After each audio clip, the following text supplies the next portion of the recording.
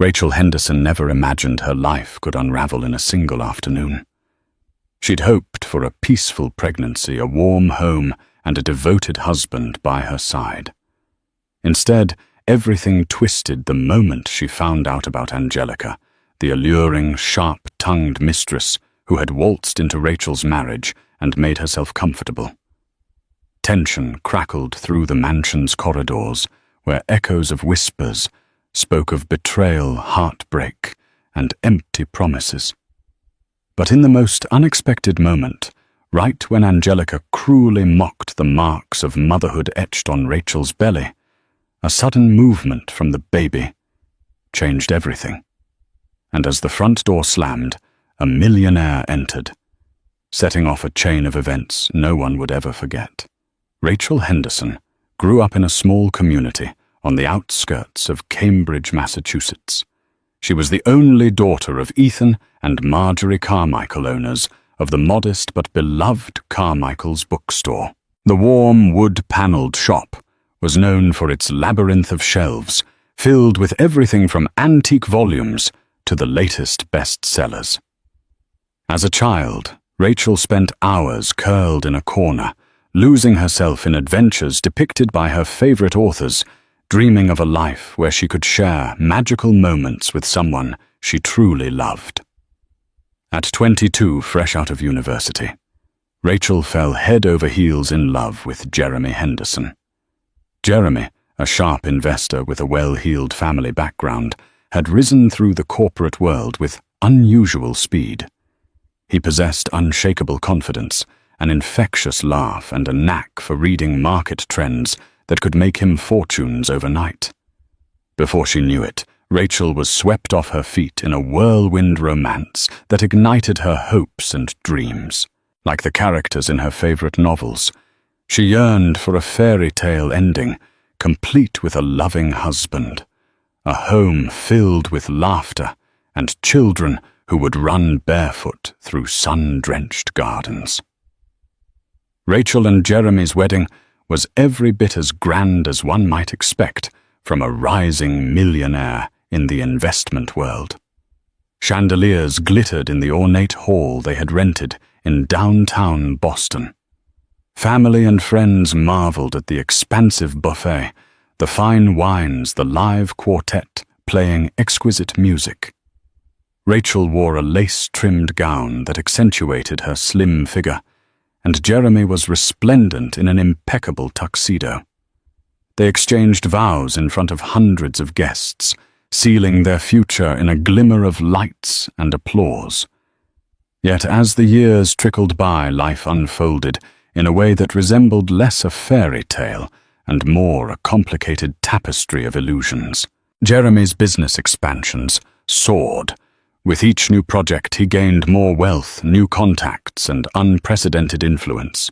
He traveled more frequently, returning home drained, often with the stale smell of whiskey on his breath. Rachel, meanwhile, found herself more isolated in their enormous house, filled with luxurious furniture, but devoid of real warmth.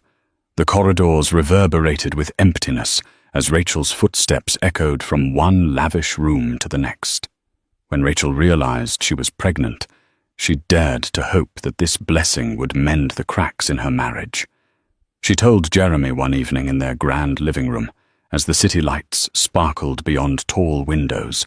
His reaction was guarded.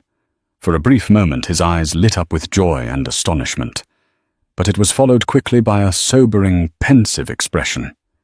He simply said, "That's wonderful news, Rachel," before turning away to check emails on his phone. Despite his ambivalence, Rachel decided to be hopeful, certain that fatherhood would soften Jeremy's edges.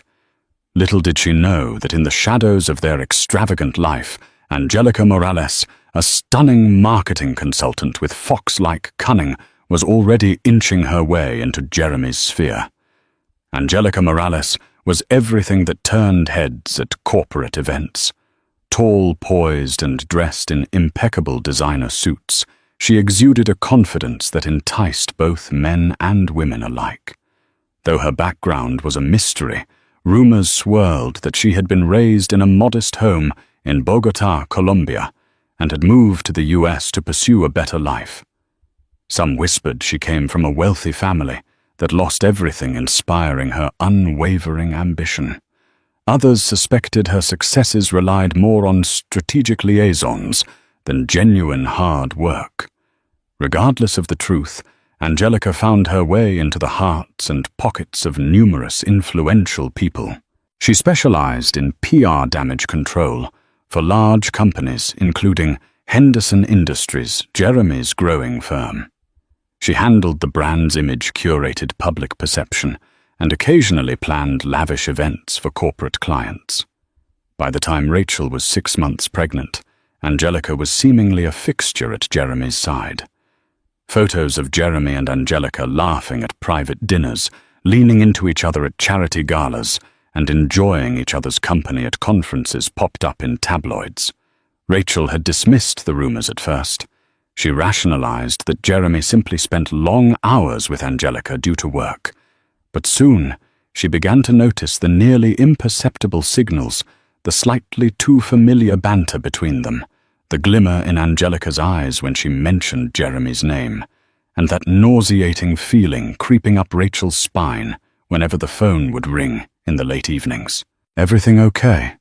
Rachel asked Jeremy softly one night as he lay in bed beside her, texting away. "It's just Angelica," he replied, barely looking up. "She needs some details for tomorrow's product launch." That was it, the end of the conversation. But the seed of doubt was planted. Late at night, when Jeremy slept, Rachel stared at the ornate ceiling fan rotating above them, each turn of the blades echoing her thoughts. Is he cheating on me? Would he do that while I'm pregnant? Despite her suspicions, Rachel remained determined to think the best of her husband. As her belly grew, she busied herself by reading about pregnancy nutrition, gentle exercise routines, and ways to prepare for motherhood. She confided in her best friend, Jessica Carmichael, her cousin actually, but they were as close as sisters who swore to support her no matter what. Jessica lived nearby and would stop by the Henderson mansion with fresh fruit, warm smiles, and reassurance. "Rach, you're glowing," Jessica insisted as they stood by the massive kitchen island. "Any moment now, and you'll see everything change for the better. Babies have a way of recentering everything." Rachel nodded, stroking the curve of her belly. "I hope so. Sometimes I think Jeremy's heart is in the right place, but all this business is pulling him away." Jessica did not reply. She merely offered a smile that looked as uncertain as Rachel's hope. In the hush of the marble-tiled kitchen, the only sound was the hum of the refrigerator, accompanied by the quiet tension that threatened to snap with the slightest pressure. An unexpected moment of clarity arrived when Rachel discovered a text message on Jeremy's phone. It was late. Jeremy had collapsed into bed after a round of drinks with business partners. His phone lit up on the nightstand, revealing Angelica's name. Curiosity battled with guilt, but ultimately Rachel swiped the screen open. Angelica, 11:47 p.m. "I miss your arms around me. Are you coming over tonight?" Rachel's breath caught in her throat. The words glowed like a neon sign, an undeniable truth. A swirl of anger and heartbreak coursed through her, nearly making her lose her balance. She exhaled, locked the phone, and carefully returned it to the nightstand. Exhausted tears stung her eyes as she curled herself on the far edge of the bed, her baby bump a reminder of the life that was stirring within her, while her husband pursued another woman. The next day, determined to confront the situation, head on, Rachel mustered the courage to approach Jeremy. He had woken early to dress for a high-profile meeting. Standing in the doorway of his massive closet, Rachel's voice trembled. "Jeremy, we need to talk."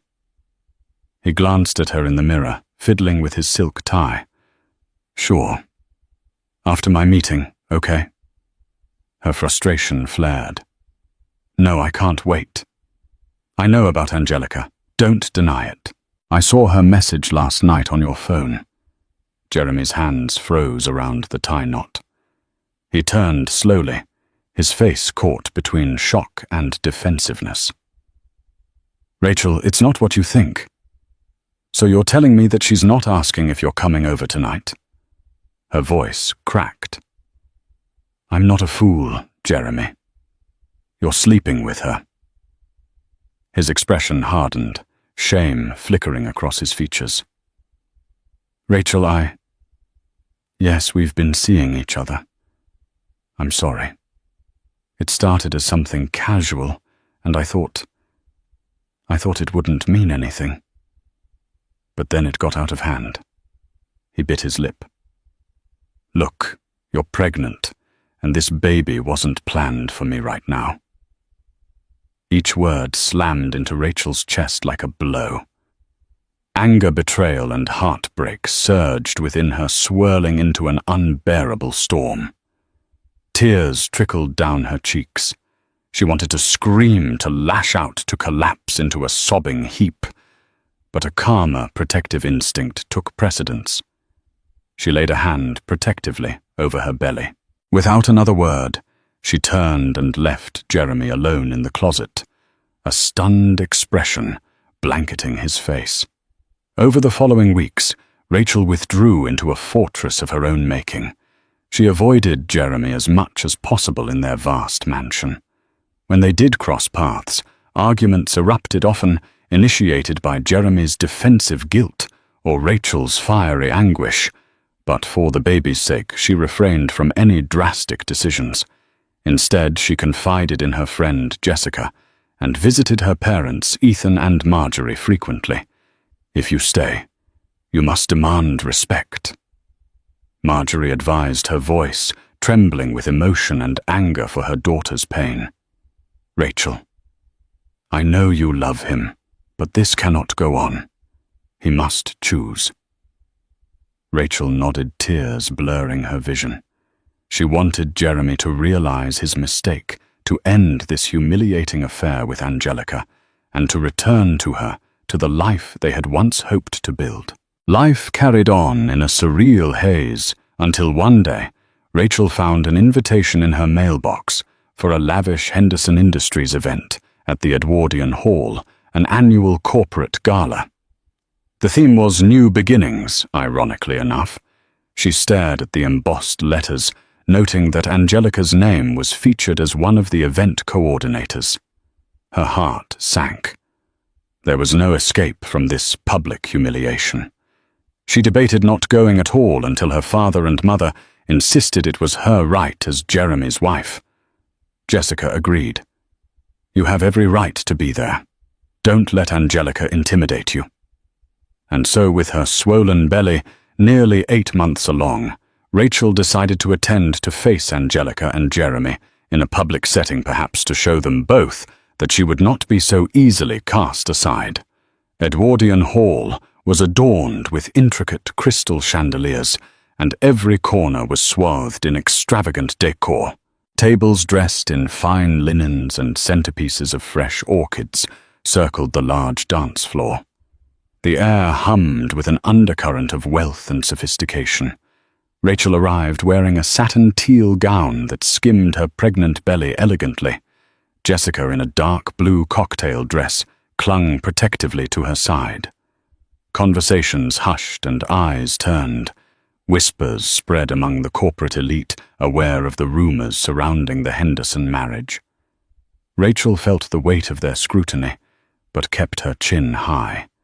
She had nothing to be ashamed of. Jeremy, who had arrived earlier for preparatory matters, spotted Rachel from across the room. His expression turned uneasy, as though uncertain whether he should greet his wife or pretend he hadn't seen her. Moments later, Angelica glided into view. She wore a figure-hugging, backless black gown, exuding poise with every step. Spotting Rachel, Angelica's gaze flicked with a cruel satisfaction. Jessica whispered in Rachel's ear. "Don't let her get to you." Bracing herself, Rachel walked across the marble floor until she stood in front of Angelica. The hustle and bustle of the gala continued around them in a swirl of color and laughter. Angelica offered a sharp smile. "Rachel, so good to see you. You're glowing." Rachel's voice was calm but laced with steel. "Angelica. Still working closely with my husband, I see." One of Angelica's perfectly sculpted brows arched. "It's part of my job. We have a great synergy, Jeremy and I." Before Rachel could respond, Jeremy joined them, tension bristling in his posture. "Rachel, you look lovely." He made a half-hearted attempt to greet her with a peck on the cheek, but she pulled back. "I see you two have a lot to talk about," Rachel said tersely, glancing at Angelica. "I won't keep you." Sensing the thick atmosphere, Angelica decided to throw a verbal dart. She eyed Rachel's belly with a disdainful smirk. "You're certainly bigger than I remember, and those stretch marks. Well, guess that's the price of motherhood, right? Not everyone can keep everything so pristine." It was a low blow, and an immediate hush fell over the small circle of people nearby, who overheard. Even Jeremy looked aghast. Angelica's sly grin deepened. Rachel's cheeks burned with both shame and fury. In that moment, her protective instincts roared. She placed a trembling hand over her belly, fighting back tears. "This is what you do. Mock a pregnant wife for the marks that come with bringing life into the world." But before she could lash out or storm away, something happened that shifted everyone's attention. The baby kicked hard, so strong it reverberated through Rachel's abdomen, visible even through the silky fabric of her gown. A hush fell upon the group, as for a brief moment, the miracle of life overshadowed the cruelty of the moment. Jeremy's gaze locked onto that distinct movement, his breath catching. It was the first time he had witnessed such a pronounced kick. For an instant, the tension between him and Rachel was eclipsed by awe. The baby, their child, was real and calling out for attention. Rachel exhaled, tears brimming at the corners of her eyes. Angelica's smug expression faltered. The perfection of that moment, mother and unborn child in an undeniable bond, highlighted the ugliness of Angelica's taunt. The crowd that had formed around them slowly dispersed, sensing they had witnessed something raw and personal. Jeremy, struggling with conflicting emotions, gently touched Rachel's shoulder. Is everything okay? Do you need to sit?" Rachel nodded, blinking back tears. She let herself be guided away by Jessica and Jeremy, leaving Angelica behind with a scowl. Jessica led Rachel to a plush chair in a quieter corner of the gala hall. "You all right?" Jessica asked, kneeling beside her. Rachel nodded numbly, placing both hands on her belly. The baby kicked again, gentler this time, as though reassuring its mother. "I'm fine," she whispered, though the heartbreak in her eyes said otherwise. Jeremy knelt as well, his eyes flickering with concern. "Rachel, Angelica shouldn't have said that. I'm sorry." Rachel glanced at him, exhaustion heavy in her gaze. The fact that she felt bold enough to say that in public, it just shows where your loyalty is, Jeremy. He dropped his head, unable to deny the truth. For all his wealth and success, Jeremy Henderson was a broken man. The veneer of confidence peeled away to reveal a swirl of regret and confusion. Rachel forced herself to stand, ignoring Jeremy's attempts to help her. "I'm going home," she declared, her voice cracking. "Stay here if you want. This is your world now." She left with Jessica swiftly following. Jeremy remained behind, torn between his guilt and the demands of the event he had to host. The incident at the gala set off a ripple of gossip throughout Boston's upper crust. Rumors circulated about a public confrontation, with some proclaiming that Angelica was now the real power behind the throne. Others whispered about Rachel's heartbreak and the unborn child caught in the crossfire.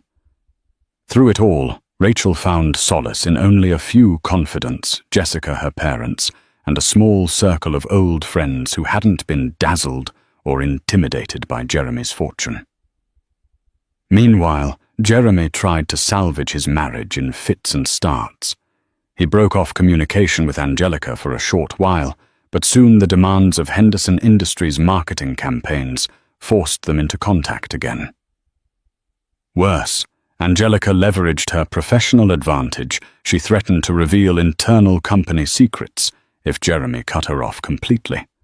She dangled damning knowledge about the firm's upcoming merger with Redcliffe & Sons, a high-stakes deal that Jeremy had slaved over for months. If Angelica leaked the sensitive data, the ramifications would be catastrophic for Henderson Industries, risking Jeremy's entire fortune. Caught in the vice grip of blackmail and uncertain desire, Jeremy vacillated between saving his company and saving his marriage. He grew quiet, subdued, and drank more heavily than before. By the time Rachel was 2 weeks away from her due date, she could hardly recognize the man she once loved. One stormy night, the tension broke. Sheets of rain lashed the windows of the Henderson mansion as thunder rumbled in the distance. Rachel could not sleep, her baby belly, unwieldy, her heart weighed down by stress. She padded to the kitchen to make a cup of tea. As the kettle whistled softly, she heard the front door swing open. Jeremy stumbled in, drenched from head to toe, eyes bloodshot. "Where have you been?"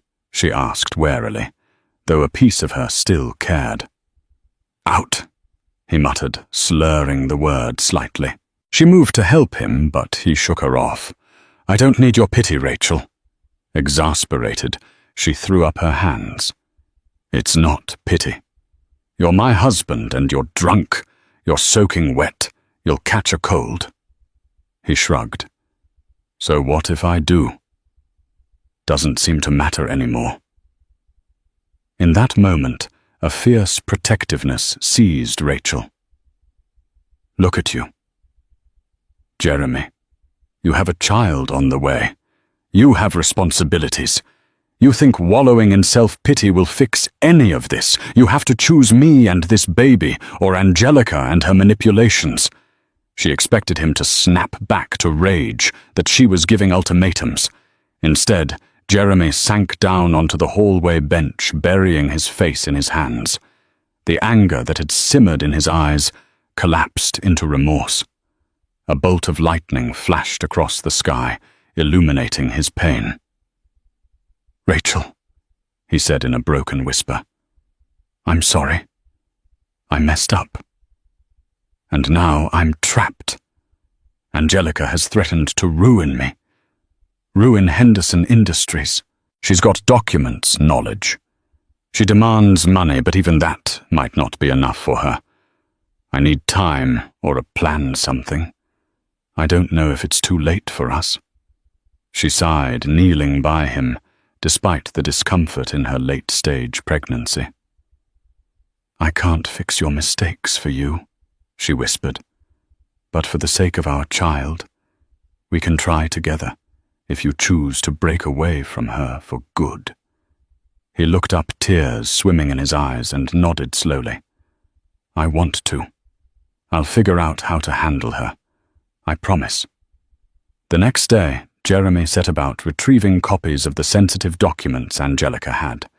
He discovered that during her time at Henderson Industries, she had quietly built a personal archive of the firm's internal memos, business plans, and email chains referencing the Redcliffe & Sons merger.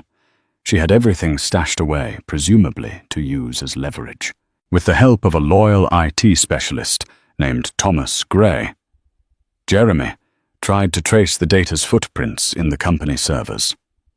Thomas had once confided in Jeremy about Angelica's suspicious attempts to access restricted files.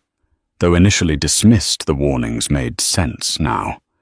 Over a tense 72-hour period, Thomas worked meticulously, recovering partial backups and scrubbing metadata.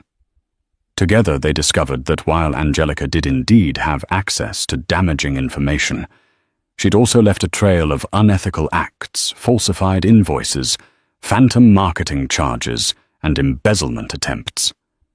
If Angelica planned to leak anything, Jeremy could counter with evidence of her own illegal maneuvers. Still, the outcome hinged on a precarious gamble. Jeremy needed a confrontation that would put Angelica in checkmate without risking the downfall of Henderson Industries. He needed to be sure she wouldn't sabotage him in a final vengeful act. On a crisp morning, Jeremy scheduled a meeting with Angelica at a discreet corner table in the Grand Horizon Hotel's cafe. He arrived early. The overhead chandelier cast winking reflections in the polished marble floors, and an unsettling quiet hovered among the plush chairs and well-dressed patrons. When Angelica swept in wearing a belted red trench coat, her expression was icy. "You've been busy," she said. Her voice clipped. Jeremy motioned for her to sit. "I have." She leaned forward, eyes narrowed. "I hope for your sake it's not something that's going to make me angry." Jeremy slid a folder across the table. "Go ahead. Look." Angelica opened it to find page after page of incriminating records, her unauthorized account activity, suspicious funds, all carefully compiled and annotated. Her lips pressed into a thin line. If Jeremy chose to bring these to the authorities, Angelica would face serious charges. "You're bluffing," she hissed, but a flicker of fear laced her voice. "No," Jeremy said calmly. "I've already made copies in case anything happens. So here's the deal. We both know you've got data on Henderson Industries. If you use it against me, I'll use this. And you'll go down first." Angelica's knuckles turned white around the folder. "You think you can threaten me like this? After everything we've been through?" Jeremy leaned back in his chair, a pained look crossing his face. "Whatever happened between us, whatever I let happen, it's over, Angelica. I can't deny my part in this mess, but I'm done letting you manipulate me. I want to save my marriage. I want to be a father to my child. And if you have any sense left, you'll back off." Her eyes flashed with anger, but she recognized the checkmate. With a huff, she snapped the folder shut. "You'll regret this, Jeremy," she spat, turning on her heels and stalking out of the cafe. He watched her go, a swirl of relief and apprehension coiling in his chest. He had taken a step, one that might finally free him. That same evening, while Jeremy was driving home from the Grand Horizon Hotel, Rachel found herself alone in the mansion. She had insisted on independence, but the due date was imminent. With Jeremy's phone turned off during the meeting, she had no way to reach him. Worse yet, a series of strong contractions began to roll through her belly. At first, she tried to remain calm. She'd experienced Braxton Hicks contractions before, but something about these was sharper, more persistent. Pain rippled through her back, and she found herself doubling over by the couch, trying not to panic. She thought about calling Jessica for help, but the phone slipped out of her trembling hand and clattered to the floor. Another contraction seized her more intense. She let out a ragged gasp, struggling to breathe through it. Suddenly a warm gush of fluid soaked her dress. Her water had broken. "All right," she whispered to herself, her heartbeat thundering in her ears. "Breathe, Rachel. Don't panic." She grabbed her phone from the floor, tears of pain and fear streaking her face. She dialed 911, voice quavering as she explained she was in labor and alone at her home. The operator assured her that an ambulance was on the way. She tried Jeremy's number next, still no answer. She managed to phone Jessica, who rushed over instantly. Everything became a haze of bright lights and blaring sirens. The paramedics guided Rachel onto a stretcher, hooking her to monitors and an IV. Jessica held her hand, whispering words of encouragement. Through the mansion's windows, Rachel caught a glimpse of the black night sky dotted with stars, and in her pain, she prayed for strength. When Jeremy finally turned his phone back on, he saw a barrage of missed calls, voicemails, and texts from Jessica, and from an unknown emergency number. His heart slammed in his chest. "Rachel, something's happened." He floored the accelerator, weaving through traffic with reckless speed. Rain had started to fall, slickening the roads. As he made his way to St. Joseph's Medical Center, every moment stretched taut with dread. He barely registered the city lights whizzing by. At last he parked haphazardly outside the emergency entrance, ignoring the protests of hospital security. He rushed into the bright, fluorescent corridors, scanning the signage for maternity. Finally, he found the ward and saw Jessica pacing near a vending machine. Her eyes were red-rimmed tears stained her cheeks. "Where were you?" she snapped, though relief shone in her eyes that he had arrived at all. "I'm sorry. Is Rachel okay?" "What's happening?" Jessica exhaled shakily. Her water broke at home, and she was having intense contractions. She's in the delivery room now. There were some complications, something about her blood pressure. They said to prepare for anything. Jeremy swallowed hard. "I need to see her." He burst into the delivery suite. Doctors and nurses surrounded Rachel, who lay, sweating eyes pinched shut in pain. Machines beeped, measuring her vital signs and the baby's heart rate. A swirl of medical jargon passed among the staff. A doctor in scrubs turned to Jeremy. "Sir, you can't just barge in here." "Are you the father?" "Yes," Jeremy gasped. "Let me be with my wife." Rachel opened her eyes, tears swimming.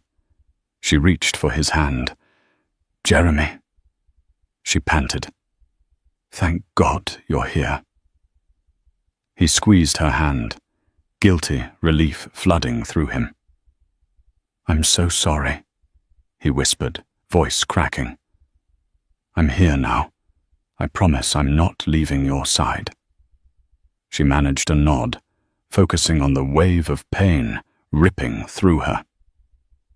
Nurses coached her breathing, and the doctor explained that if things didn't progress swiftly, they might have to do an emergency C-section.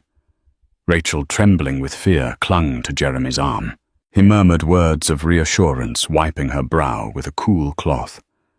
Time blurred in that delivery room. Rachel gasped and cried out, pushing through waves of agony. Jeremy stood by, helpless but determined, offering encouragement. Another contraction seized Rachel, and she bore down, guided by the doctor's calm directives. "Keep going," the nurse urged. "You're almost there." In a final surge of effort, Rachel let out a guttural cry. Then suddenly the air was split by a high-pitched wail, tiny, fragile, and so alive.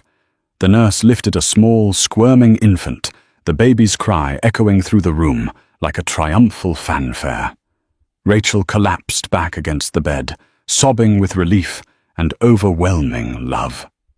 Jeremy's eyes brimmed with tears as he stared at the tiny person they had created their daughter, whose face was scrunched up, protesting this new world. "You have a beautiful baby girl," the nurse announced, placing the infant gently on Rachel's chest. Tremors of emotion coursed through Rachel as she wrapped her arms around the newborn. feeling the warm, delicate weight against her skin. Jeremy kissed the top of Rachel's head, tears streaming freely down his face. In that moment, everything else faded. The betrayal, the humiliations, the blackmail. All that mattered was this child, fragile and perfect, a symbol of love, despite the darkness that had threatened to tear them apart. Jessica peeked into the room, eyes shining with tears of joy. "She's beautiful," she whispered, lips quivering. Rachel lifted the newborn so Jessica could see her face. "She's perfect," Rachel murmured, looking into Jeremy's eyes. "We did this." He nodded, his voice choking with emotion. "Yeah," he breathed. "We sure did." For the next few days, Rachel and the baby, whom they named Charlotte, rested in the hospital under the watchful care of the medical staff. Jeremy remained at Rachel's side, as much as possible, stepping away, only to confirm to his business associates that the baby had arrived safely and that he would be taking a leave. To his surprise, many colleagues congratulated him, praising his new fatherhood. Even some corporate rivals softened at the news regardless of cutthroat competition. New life has a way of melting hardened exteriors. As for Angelica, she disappeared from public view. Jeremy's final confrontation had led her to resign from Henderson Industries abruptly. Few noticed her exit, aside from a handful of employees who whispered about corporate politics. Freed from her looming threat, Jeremy felt an enormous weight lifted. Yet the shame of his affair and the way he had hurt Rachel remained as an ache he had to reckon with each day. On the day Rachel and Charlotte were discharged from the hospital, Jeremy helped them into the car. He hesitated before turning the key. "Rachel," he started, voice faltering, "I don't deserve another chance, but I promise you I will do everything in my power to be worthy of you and Charlotte. I've ended it with Angelica, and if I can fix things, I will. I'm begging you for a chance." Rachel looked down at Charlotte's sleeping form, the baby snug in her car seat. Tears glazed Rachel's eyes as she met Jeremy's gaze. "I can't forget what you did, but for Charlotte's sake and for the love we once shared, I'm willing to see if we can rebuild. I need you to be honest, loyal, and present. No more secrets." He nodded, placing his hand gently atop hers. No more secrets. Returning to the Henderson mansion felt surreal for Rachel. The opulent hallways that once seemed cold and unwelcoming now held the patter of new life. Charlotte's tiny coos and cries echoed off the marble floors and high ceilings, reminding them daily of the miracle that had pierced their darkest hours. Jeremy joined Rachel in nightly feedings, learning how to change diapers, rock Charlotte to sleep, and help Rachel recover. Though it was awkward, he had missed every parenting class, never studied an ounce of fatherhood. He found surprising joy in the simple tasks. Each squeak and gurgle from Charlotte felt like a small victory, a testament to life continuing forward. Meanwhile, Jeremy also sought counseling to address his guilt and to work on the marriage. Rachel agreed to couples therapy, though she was skeptical at first. She wanted to see if Jeremy's transformation was genuine or merely another phase that would dissolve the moment business pressures mounted. Yet, session by session, Rachel observed something shift in Jeremy. He opened up about his craving for external validation, how success had become an addiction, and how his father's stern demeanor had left him perpetually hungry for approval. He spoke of the excitement Angelica had provided, fueling his ego, when he felt overshadowed by fatherhood's responsibilities. Rachel, in turn, shared her feelings of abandonment, her terror at discovering his affair, and her deep-seated insecurities about her own body changing during pregnancy. Each revelation peeled back layers of resentment, revealing raw vulnerabilities. Painful as it was, it offered a path toward healing if they were both willing to walk it. One evening, after Charlotte had drifted off to sleep, Rachel and Jeremy sat in the living room. The fire crackled in the ornate fireplace, the flames dancing across their faces. Rachel sipped a mug of chamomile tea. Distant. "I want to ask you something," she said quietly, setting her mug down. "Do you regret having Charlotte with me?" He looked startled, shaking his head emphatically. "No, God, no. She's the best thing that's happened to me. She makes me want to be better." Rachel pressed her lips together. "During the pregnancy, you acted like you wanted to escape. You turned to Angelica even though I was here. I needed you." A tear slipped down Jeremy's cheek. "I know. I was a fool. My priorities were skewed. I was terrified of fatherhood, of losing my freedom, my success. I was selfish, Rachel." She inhaled shakily, pushing herself to continue. "I can forgive you only if I believe you're truly committed to changing. I've seen hints of it, but I need to see consistency. Because if this happens again, I will walk away. Charlotte deserves a father who doesn't betray her mother." He reached for her hand, gently interlacing his fingers with hers. "You have my word. Every day I will prove that you and Charlotte come first." Silence fell thick with a mixture of sorrow and promise. The fire's glow flickered on the walls, and somewhere above Charlotte stirred. In that moment, with tears shining in both their eyes, they embraced a fragile hope that they could rebuild what had been shattered. Over the next few months, Jeremy scaled back his relentless workload. He delegated tasks at Henderson Industries, trusting a management team to handle day-to-day operations. He spent more time at home, learning the rhythms of parenthood. Rachel watched him steadily, warily, but she could not deny that Jeremy showed genuine dedication. He woke for 2 a.m. feedings, found ways to calm Charlotte when she was fussy, and left a single rose on Rachel's nightstand in the mornings, apologizing anew for all the pain he had caused. Rachel, for her part, alternated between cautious optimism and emotional exhaustion. She recognized that healing from betrayal was neither linear nor simple. Some days, she glimpsed Jeremy's sincerity and felt a surge of love for him, like an ember that refused to die out. Other days, she was haunted by memories of his infidelity, her trust cracking all over again. They continued therapy sessions. One day, the therapist suggested they renew their vows in a private ceremony, not as a cure-all, but as a step to cement their efforts to start fresh. Rachel hesitated, uncertain if she was ready for such a step. Jeremy, however, embraced the idea, seeing it as a symbol of rebirth. He told Rachel he would only proceed if she felt it was right. Time indeed slowly bound up the wounds. More laughter filled the house. The staff who had quietly witnessed the couple's turmoil began to breathe easier, seeing genuine warmth return to the Henderson household. Angelica Morales was not used to losing.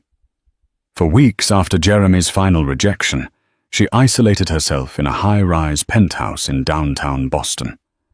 Gone were the designer parties, the invitations to speak on panels, and the whispered admiration in elite business circles. The same people who once clung to her now avoided her name like a stain on silk. She paced her marble floors with bare feet, wineglass in hand, rereading the last messages she had ever sent Jeremy. They were short, desperate, unanswered.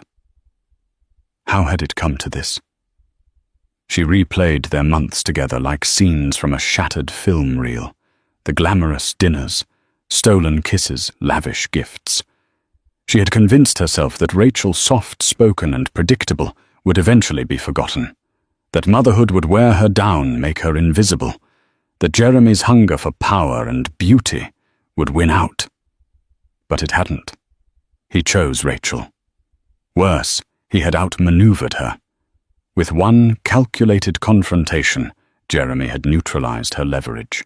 The confidential documents she'd threatened to release, now overshadowed by the evidence he had compiled against her, forged invoices, unauthorized fund transfers, her digital fingerprints over every misstep.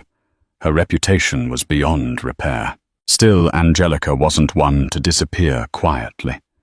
She had one final move. A bitter encore. She gathered a folder of old photos, grainy, intimate snapshots of her and Jeremy together. Some at private dinners, some from hotel rooms, timed selfies she had kept as insurance. She added flirty texts, half-formed threats, and even doctored screenshots to heighten the drama. Her plan was clear: leak the material anonymously to online tabloids and trigger a new wave of scandal, just enough to embarrass him, to make Rachel question her decision to forgive. And she did. For a moment, it worked, but only for a moment. The internet barely flinched. The story had passed its expiration date. Public sympathy had long since shifted to Rachel, the wife who had stood through the storm and emerged stronger, the mother of Jeremy's child, the woman who bore her stretch marks with pride, not shame. Angelica's final card landed with a dull thud. A few gossip blogs reposted the images, but even their comment sections were indifferent. Old news. Wasn't she the one who mocked the pregnant wife? Why is she still trying? She watched from behind dark sunglasses as her name dissolved into the noise, facing possible defamation charges and industry blacklisting. Angelica packed a few designer bags and booked a one-way flight. No press release, no public farewell. Just a whispered curse and the fading sting of a power she no longer held. She vanished into obscurity, not with a bang, but with silence, and Rachel never spoke her name again. 6 months had passed since Charlotte's birth, and with every sunrise the world felt a little softer. Rachel stood barefoot in the kitchen of the Henderson mansion, her fingers wrapped around a warm mug of tea. Morning light spilled through the wide windows, casting golden beams across the tiled floor. In the living room, she could hear the soft giggles of Charlotte, now a rosy-cheeked infant who had learned to sit up and delight in the crinkling sound of newspaper pages. Jeremy was on the floor with her, making silly faces and sound effects that filled the house with a joy Rachel hadn't heard in a long time. For a moment she simply watched. No words, no judgment. Just quiet gratitude. This was not the life she had expected when she first walked down the aisle in a jeweled gown. It wasn't the version filled with gala events, champagne toasts and whispered affections over candle-lit dinners. No, it was messier, more fragile, more real. And it was hers. Jeremy looked up and caught her gaze, giving her a small, hopeful smile. "She's trying to eat the business section," he said with a chuckle. "She has good instincts," Rachel replied dryly. "Start with the real disasters first." He laughed, and the sound surprised her. Not because she hadn't heard it before, but because this time it felt genuine, grounded, like it came from someone no longer performing, no longer hiding. Later that day, as Charlotte napped in her crib, Jeremy approached Rachel on the back patio. He'd been quieter lately, more careful with his words, always checking her cues.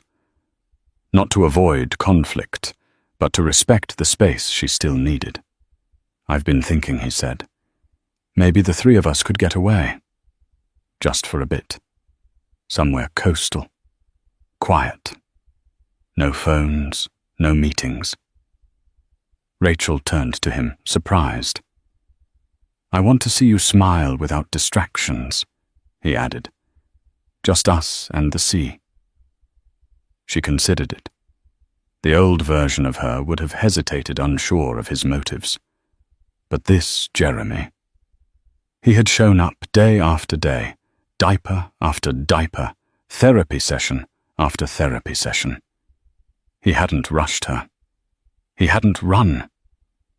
"I'd like that," she said softly. "Let's go somewhere the world can't find us." And they did. A few weeks later, they drove up to the coast of Maine. They rented a small cottage overlooking the rocky shore, its windows open to salt air and crashing waves. Charlotte squealed with delight at the sensation of sand between her toes. At night, they read stories by the fireplace, and Rachel found herself laughing again, really laughing. They didn't talk much about the past. They didn't need to. The wind carried it away one breath at a time. This wasn't a grand second chance. It was a quiet one. And sometimes those are the ones that last. It was the first day of spring when Rachel finally said yes. Not to a question of love, because love had never been the issue, but to the idea of ceremony of commitment, rediscovered, of a vow once broken, now whispered again with new weight. They chose not a cathedral or ballroom this time, but something smaller, something quieter. A sun-dappled orchard behind her childhood friend Marianne's home in Cambridge, a place where apple blossoms drifted like confetti in the wind, and the ground smelled of new earth and forgiveness. Rachel stood beneath a simple white arbor, draped in wildflowers, her dress flowing and modest, with no attempt to hide the stretch marks or stories her body carried. She wasn't the same woman who had walked down the aisle years ago in a glittering Boston ballroom. She was stronger now, scarred, but unashamed. Jeremy waited for her beneath the blossoms, his suit crisp, but his eyes softer than she'd ever seen them. In his hands he held not a diamond-studded ring, but a simple band, handmade by a local artisan. No sparkle, just substance. Their closest friends and family encircled them: Jessica, who had never once wavered; Miranda, holding baby Charlotte on her hip; her parents, tearful, but beaming. The air was still the kind of silence that holds meaning. Jeremy's voice trembled as he took Rachel's hands. "Rachel, I made a vow once before, and I broke it. I broke us. But this time, I don't come with empty promises. I come with lessons learned, and with a heart that finally understands what it means to truly love, to truly stay. I vow to protect you, to choose you, to never again mistake your grace for weakness." Tears shimmered in Rachel's eyes as she replied, her voice unwavering. "Jeremy, life isn't a fairy tale, and we've learned that the hard way. But standing here today, I see the man you've fought to become. I vow to trust you again slowly. I vow to stand beside you not blindly but bravely. And most of all, I vow to protect the family we've built with honesty, with intention, with love." There was no thunderous applause, no grand music.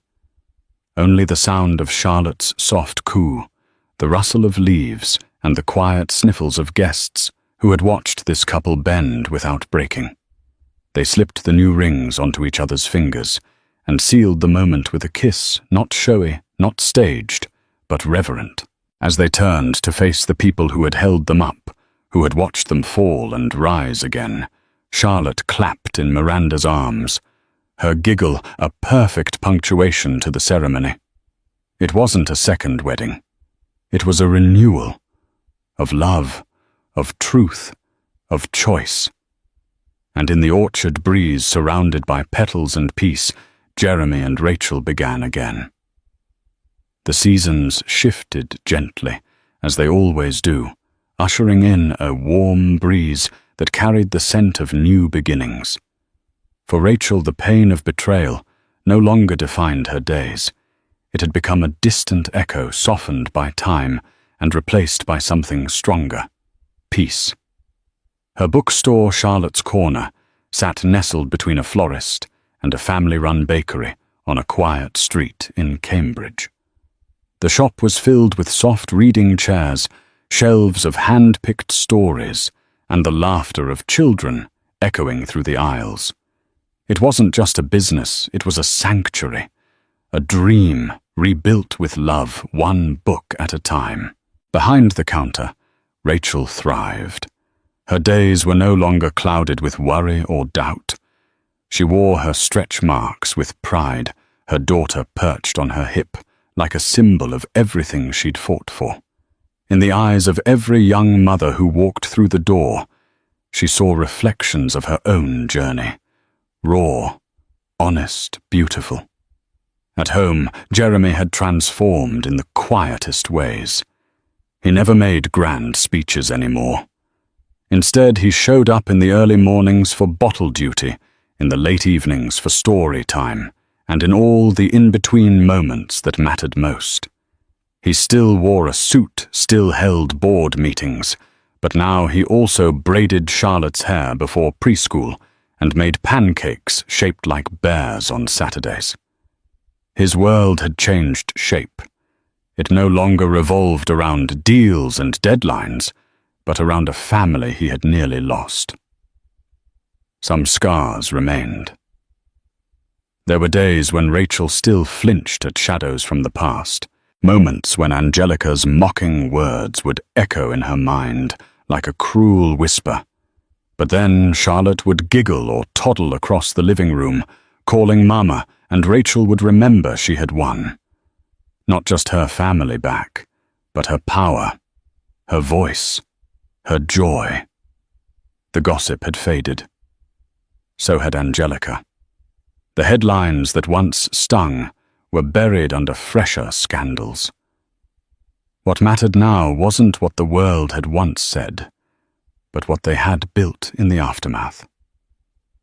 On a quiet evening, as Charlotte lay sleeping and soft music played in the background, Jeremy took Rachel's hand and whispered, "Thank you for not giving up on us."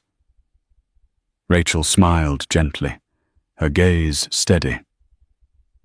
"We earned this, the hard way." They sat together, wrapped in the warmth of forgiveness, of growth, of a love no longer naive, but real. And in the silence, in the soft rhythm of Charlotte's breathing down the hall, there was triumph. Not the loud, cinematic kind, but the kind that lasts. Thank you for witnessing this journey of heartbreak transformation and the extraordinary power of second chances. If Rachel's resilience and Jeremy's redemption moved you, or if baby Charlotte's pure joy tugged at your heartstrings, we invite you to be part of this story's ongoing legacy. A simple gesture like share and subscribe helps bring more stories of hope and renewal to others who might be facing similar crossroads in their lives. Let's spread the message that no matter how dark the moment, faith, honesty, and genuine effort can carve a path toward healing. Join us in celebrating the victories of love and family over fear and betrayal. Together we can remind the world that there is always a chance to correct mistakes and start anew. Thank you again for being with us. Please remember to like, share this video, and subscribe for more heartfelt stories.